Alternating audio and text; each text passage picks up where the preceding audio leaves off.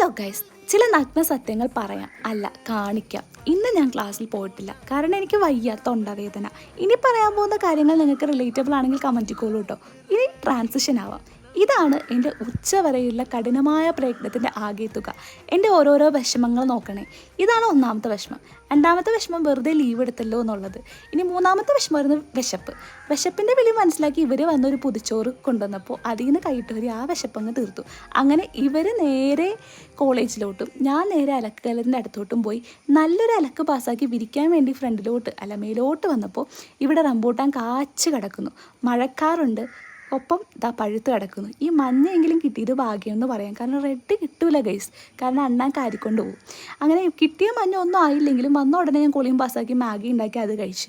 Leave എടുത്തത് എങ്ങനെയെങ്കിലും മുതലാക്കിക്കണമല്ലോ എന്നിട്ട് അസൈൻമെൻറ്റ് ചെയ്ത് തീർത്തു. തൊണ്ടവേദന ഒന്ന് ഓർമ്മിപ്പിക്കാൻ വേണ്ടിയിട്ട് ചൂടുവെള്ളം കുടിക്കാതിരിക്കാൻ ഞാൻ ശ്രമിച്ചു ഗൈസ്. അപ്പോൾ അത്രയോട് ടാറ്റ, ബൈ.